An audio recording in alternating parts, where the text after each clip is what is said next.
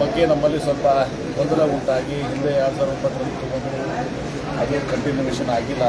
ಅದರಿಂದ ಅವರು private NGO supreme ಕೋರ್ಟ್ಗೆ ಸುಮಾರು 245 ಇಂಥ ಏನು ಎನ್ವಿರಾನ್ಮೆಂಟ್ ಕ್ಲಿಯರೆನ್ಸ್ ಪ್ರಯರ್ ತೊಗೊಂಡಿಲ್ಲ, ಮೊದಲೇ ತಗೋಬೇಕಾಗಿತ್ತು ಅಂತೇಳಿ ಕೇಸ್ ಮಾಡಿದ್ದಾರೆ.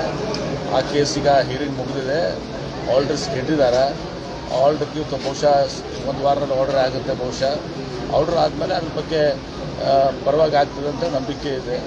ಆಮೇಲೆ ಇದನ್ನು ಪ್ರಾರಂಭ ಮಾಡ್ತೀವಿ. ಸರ್, ಅನರ್ಹ ಪಾಲಿಕೆ ಸದಸ್ಯರು ತಮ್ಮ ಭೇಟಿಯಾಗಿದೆ ಸರ್. ಅನರ್ಹ ಪಾಲಿಕೆ ಸದಸ್ಯರು ಭೇಟಿಯಾಗಿದೆ. ನಾನೇನು ಮಾಡೋಕ್ಕೆ ಬರ್ತದೆ? ನನ್ನ ಕೈಲೇನಿದೆ? ಅನರ್ಹ ಪಾಲಿಕೆ ಸದಸ್ಯರು ಅವರು ಕೋರ್ಟಿಗೆ ಹೋಗ್ಬೇಕು, ಅದ್ರ ಬಗ್ಗೆ ಸ್ಟೇ ತೊಗೋಬೇಕು. ಸರ್ಕಾರದಾಗೂ ಏನೂ ಇಲ್ಲ, ಯಾಕಂದರೆ ಇದು ನಾವ್ಯಾರೂ ಕೂಡ ಅದನ್ನು ಇದು ಮಾಡಿಲ್ಲ. ಅವರಿಬ್ಬರು ಮಿರ್ಜಿ ಮತ್ತು ಯಾರು ನಮ್ಮ ಮೈನುದ್ದೀನ್ ಬೀಳ್ಗಿ ಇನ್ನಿತರು ಕೋರ್ಟ್ ಮುಂದೆ ಹೋಗಿದ್ರು.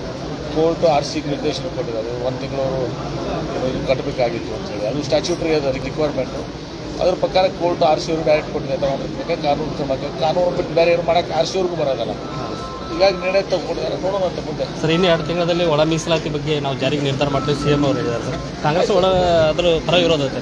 ಕಾಂಗ್ರೆಸ್ನಲ್ಲಿ ಒಳ ಮೀಸಲಾತಿ ಎಲ್ಲರಿಗೂ ಸಮಾಧಾನ ಆಗಿರ್ತೀವಿ, ಎಲ್ಲರಿಗೂ ನ್ಯಾಯ ಒದಗಿಸೋ ರೀತಿಯಲ್ಲಿ ಕೊಡ್ತೀವಿ. ಸರ್, ಕುಮಾರಸ್ವಾಮಿ ಅವರು ಬಿಡದಿಯಲ್ಲಿ ಜಾಗ ಒತ್ತುವರಿ ಮಾಡಿದ್ದಕ್ಕೆ ಸಂಬಂಧಪಟ್ಟಾಗ ನನ್ನ ಕಡೆಯಲ್ಲಿ ಟನ್ಗಟ್ಟಲೆ ದಾಖಲೆಗಳಿವೆ ಅಂತ ಹೇಳಿದ್ದಾರೆ. ಅದ್ರ ತರವಾಗಿ ಆಯ್ತು ಮಾಡಲಿಲ್ಲ, ಅವ್ರಿಗೆ ಟನ್ಗಟ್ಟಲೆ ಗಾಟ್ರೆ ಯಾರು ಪ್ರಿವೆಂಟ್ ಮಾಡ್ತಾರೆ? ದಾಖಲೆ ಇಟ್ಕೊಂಡು ಯಾಕೆ ಬಿಡ್ತಾರೆ? ಹಿಂದೇನೂ ಕೂಡ ಅವರು ಬರೀ ಪೆನ್ ತೋರಿಸಿ ಪೆನ್ ಡ್ರೈವ್ ಮಾಡ್ತಿದ್ರು. ಈಗ ದಾಖಲೆ ಟನ್ಗಟ್ಟಲೆ ದಾಖಲೆ ಅಂತಂದು ಇಟ್ಬಿಟ್ಟು ಮಾಧ್ಯಮದವ್ರ ಮುಂದೆ ಇಟ್ಬಿಟ್ಟು DK ಶಿವಕುಮಾರ್ ಅವರು ಸಹ ಅವರಿಗೆ ಕೌಂಟರ್ ಕೊಟ್ಟಿರೋದು, ದಾಖಲೆ ಇದ್ದರೆ ಬಿಡುಗಡೆ ಮಾಡಲಿ.